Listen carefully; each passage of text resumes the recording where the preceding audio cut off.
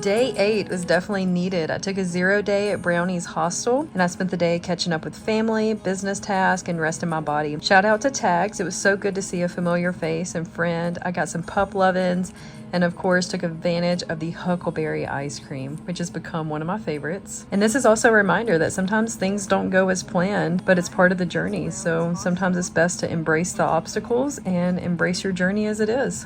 All right, humans, I am leaving East Glacier. I stopped at the post office and got a resupply box. It got here, it made it. Lovely. I'm carrying about 8 days of food. My pack is heavy. I have about 190 miles to Lincoln. That's going to be my next resupply, my next little stop. Shout out to the amazing trail angel that picked me up at the post office and took me to the trailhead. Definitely saved some steps. It's the little things in life. That was definitely some bonus steps this morning. So we are going to get after it.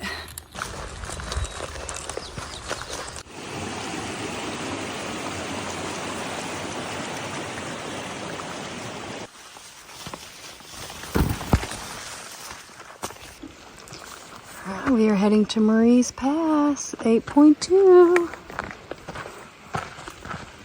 Well, guys, my little white thingy that goes in my Sawyer filter has been kind of loose for like days now. These flies, oh my gosh, do y'all see them? They're like awful.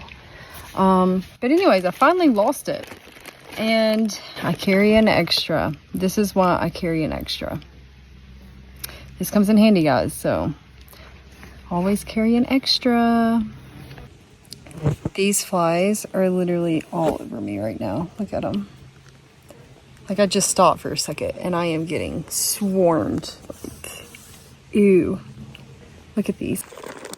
Like, they are literally everywhere. Ah!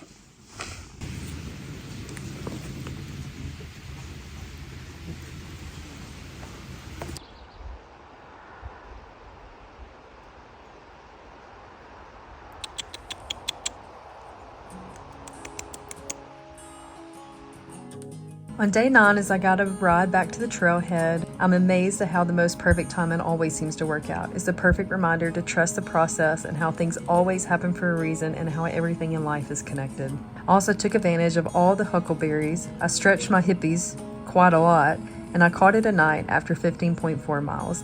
Some days on trail, I sleep with one eye open, and others I'm out cold and so tired I could care less what happens. But hey, one step forward is still progress.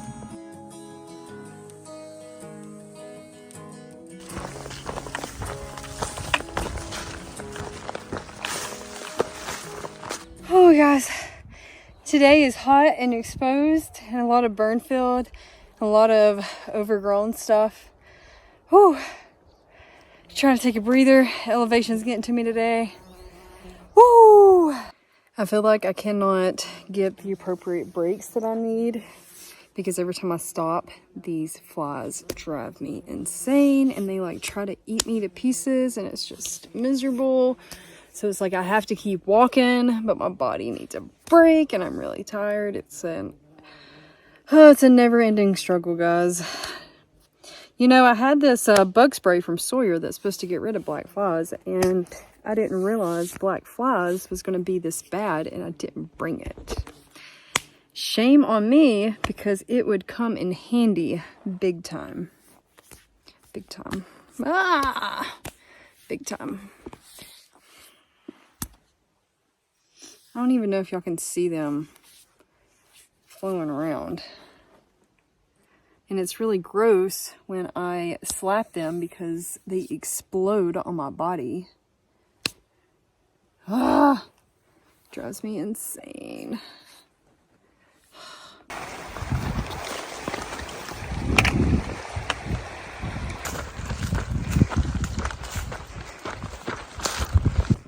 All right. I'm about to climb that mountain. Woo!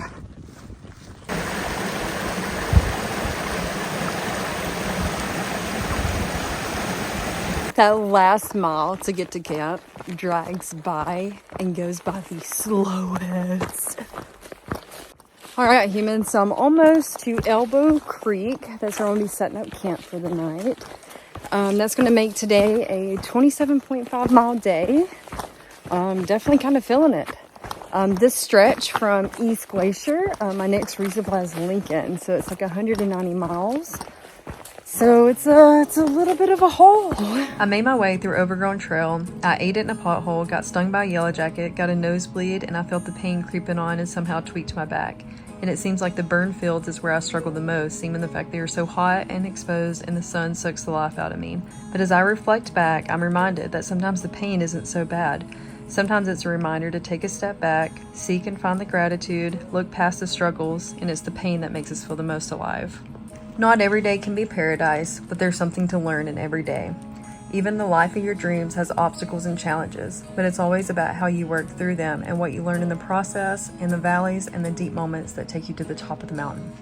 Day 10 is where I embraced all the struggles, and when things seem like they're trying to break you, it's a perfect reminder to fight back even harder.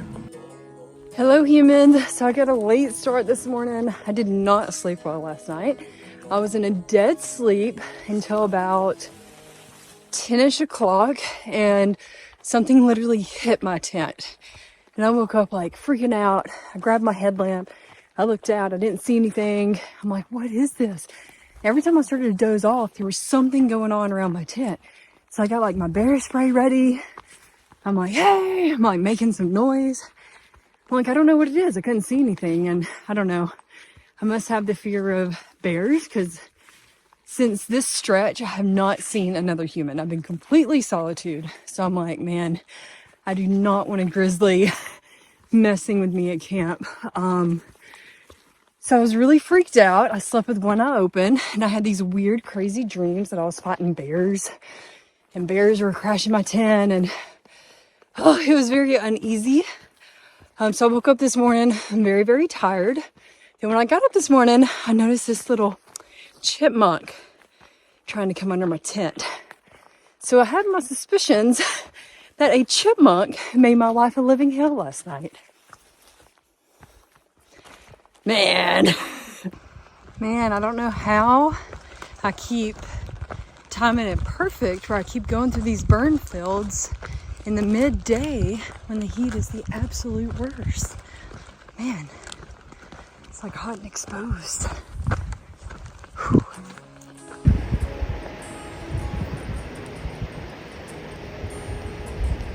On day 11, I entered the bog wilderness section where I managed to get attacked by prickly, overgrown plants. I found all the spider webs, and I came in contact with another hiker, which is the first human contact that I've experienced in 3 days. I also got very overwhelmed as the last of my 24.2 mile day was nothing but straight up elevation and climbs. I didn't make it to my arranged camp spot, but I did decide to call home in the middle of a meadow embracing the Slandon Mountain. As I woke up around midnight, I realized by accident that I was in the perfect stargazing spot. Life's a wild ride, and sometimes we gotta embrace the ride and trust the journey. And as I was counting the stars and reflecting back, I couldn't help but to think of the mess that life can throw at us at times. But it's still beautiful. You just gotta know where to look at times and know where to shift your focus. We can focus on the good or bad, only you can decide. One step at a time.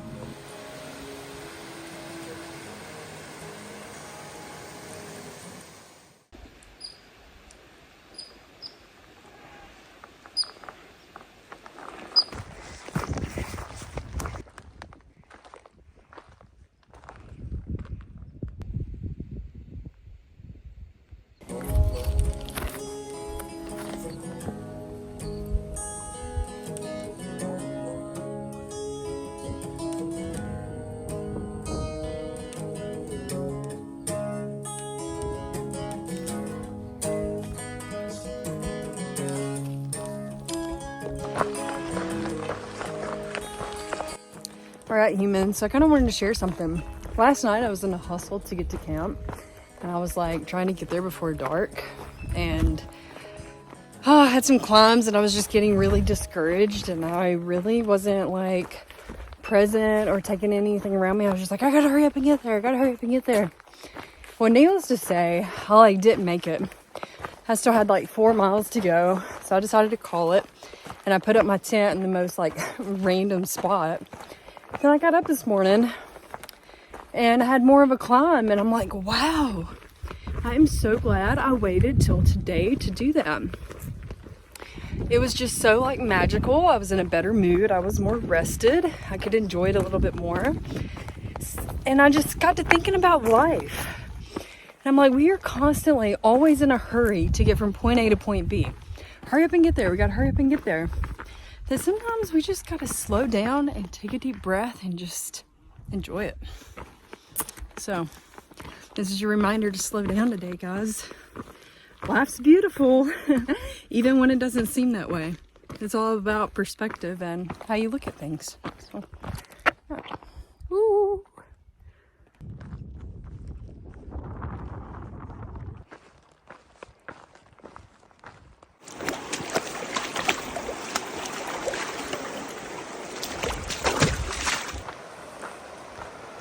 On day 12, I focused on giving myself grace. I started my day with climbs, elevation, but the views were so magical.